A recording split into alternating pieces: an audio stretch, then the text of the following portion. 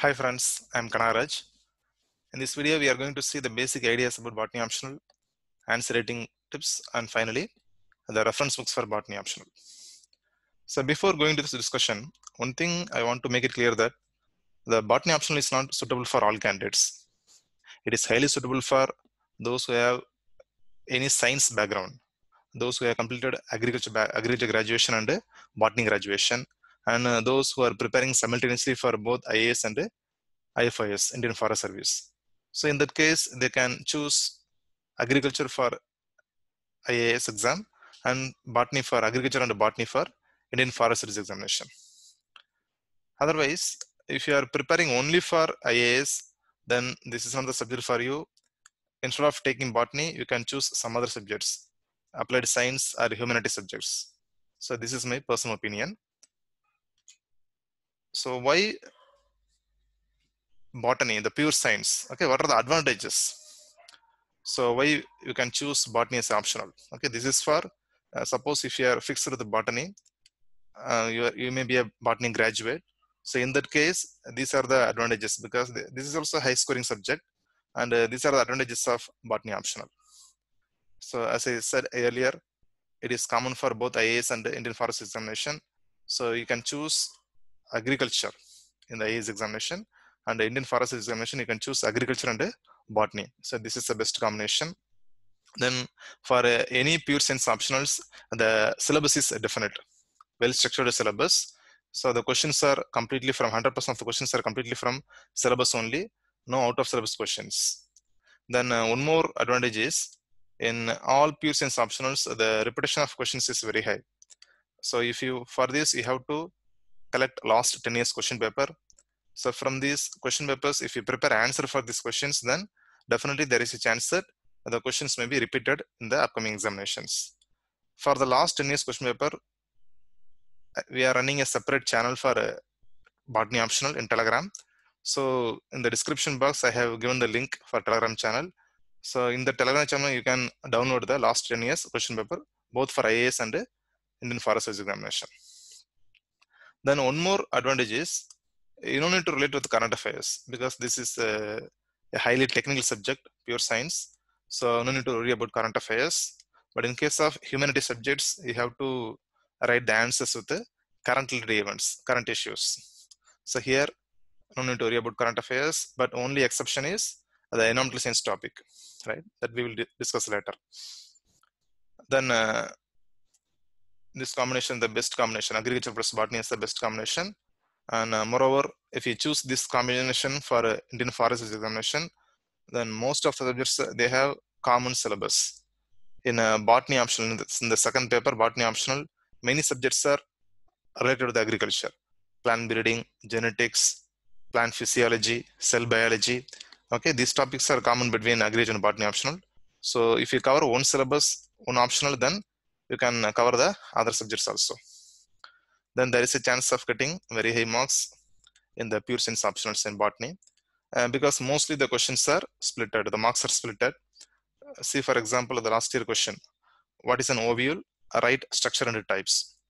So here for defining ovule, you will get 2 marks, structure 4 marks, and types 4 marks.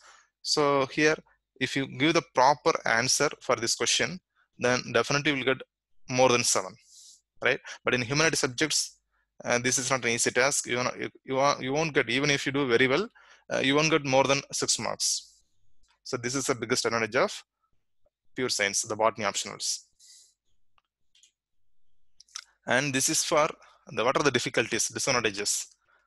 Okay, this area is for those people who are still have confusion whether they have to choose botany as optional. So for these people, these are the difficulties. So keep in mind, if you're okay with these facts, then you can choose botany as optional. So what are the difficulties? The first thing is syllabus. Okay, the syllabus is vast, huge syllabus. So it is very difficult to cover the entire syllabus. It takes at least 4 months, 4 or 5 months preparation, intensive preparation, right? And then there are so many subtopics are there, and within the subtopics again there are many subtopics are there. Okay, then there is a chance of extremity. So here you see, just now I told you that you can get very high marks in botany because the questions are highly splitted, marks are splitted. But at the same time, since this is a technical subject, if you don't know the answer, then you'll get 0 marks.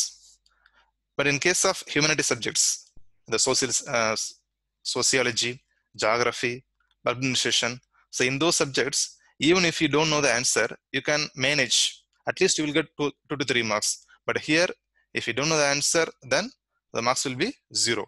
Okay, so either you will get 8 marks out of 10 or 0 out of 10. So this is the case with the pure science optionals. Then you have to mug up a lot of facts, figures, scientific names, taxonomy classification. So these are huge. So you should have good memory power. Then one more thing is, it is also difficult to get marks very easily, high marks, because mostly the papers are corrected by botany professors. So they expect high standard from you. Moreover, you have to reproduce what is exactly given in the book for many topics. So you have to write the laws, the exact laws given in the book. So again, it is not an easy task to get very heavy marks, very high marks. So if you are okay with this, then you can choose botany as a optional. So ultimately, to sum up, for those people, the option is highly suitable for those who have ability to mug up lot of, because just I told you that there are a lot of facts are there. So you have the ability to mug up. Then you must have interest in biological science, and moreover, you should have the background, scientific background. This is very, very important. So without science background, you cannot understand many concepts. Then you must draw neat diagrams. Diagrams are very important because I have seen in many papers in geography and agriculture and many papers, I have seen that the people draw India map, but without labeling, we cannot say that whether they have drawn India map or something else, right? So this is the case for most of us. So you must draw diagrams very neatly. So only for these candidates, it is highly suitable. Then how to increase the marks in the answer rating? What are the strategies to follow? So to get high marks, the only way is to complete the entire syllabus. Okay, this is applicable for all optionals, because nowadays UPSC is asking 10 marks and 15 marks questions. So there is no other way. We have to complete the entire syllabus. Then only we will get heavy marks, because we have to, without completing the syllabus, we cannot complete the question paper, right? Then you must have, while writing the answer, you should give proper answer structure. So in botany optional, you don't need to worry about answer structure, because mostly the questions are, just now I told you, splitted. So you can easily structurize your answer. For example, this question, the last year question, define endosperm with the suitable diagrams and various types. So here in the question itself, they have given subtopics. So first you can write what is endosperm. Then you can draw the diagrams, the various types of endosperm. That's all. You can easily get high marks. Okay. Then the only thing is here, for enumerated topics, if you want to get high marks for enumerated topics, you must relate those issues with the current affairs. For example, the climate change, biodiversity, biosphere reserves, in those areas, you must relate these areas with the current events. For example, this is a last year question, IUCN classification of species. And we know that the different classification of species based by the IUCN, extinct in the wild, critically endangered, vulnerable. So these are the different classification. And recently the North Atlantic right whale is declared as critically endangered. So you can add these points, right? So these are the basic strategies to get high marks. And finally, the sources, the book lists. So I have given more than 10 books here. These are very, very important books. I have listed only the important books. But if you refer some other sites or internet or YouTube, they will give you more than 25-30 books for botany alone. So some books are written by foreign authors. So each book is cost around more than 8,000 rupees or 10,000 rupees in Amazon. So instead of buying these books, with this cost, you can start a business, right? So my idea is always keep it simple. So limited source is very, very useful. Less is more. So keep your sources limited, revise again and again. That's enough. Moreover, these books are more than enough to cover the entire syllabus. And again, even me, I have given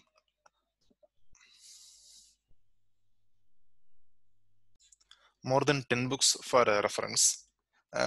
Even for me, this is huge, but we have no other choice, because already I told you that the botany syllabus is huge. There are so many subtopics within the main topic. So you must refer these books, right? So for the basic understanding, you can refer the plus one plus two Tamil Nadu State Board pure botany books. This is excellent source with the neat diagrams. You can refer this book for the basic understanding, overall idea about the botany. Then, okay, this is a syllabus. Left hand side, I have given the syllabus. So the microbiology and plant pathology, for this topic you can refer microbiology and plant pathology by P.D. Sharma. Then crypto games, algae, fungi, virus, for these areas you can refer a textbook of botany by Singh, Pandey and Jain. Then for phenero games, gymnosperm, angiosperms, for this topic you have to refer a textbook of botany by angiosperms, okay, by B.P. Pandey. Then for taxonomy, plant systematics by Gurcharan Singh. Then for embryology, you can refer the embryology of angiosperms, Bojan and Bhatnagar. Then for plant uterine exploitation, economic botany in the tropics by Kochar. Then for morphogenesis, you can refer Introduction to Plant Tissue Culture, Razdan. Then cell biology, so cell biology and genetics by P.K. Gupta, very, very important book. Then genetics, molecular biology, evolution, you can again you can refer the same book. Then plant breeding, biotechnology, biostatistics, you can refer the B.D. Singh, plant breeding by B.D. Singh. Then for physiology and biochemistry, you can refer plant physiology by V.K. Jain. Then for ecology and plant geography, you can refer ecology environment by P.D. Sharma.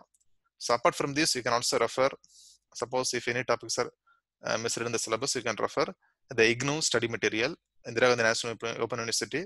So there is a website called eGyan Kosh. In this website, they have given the list of books. So okay, friends, this is a basic idea about botany optional. Then we will, in the later videos, we will discuss the topic-based strategy. Thank you.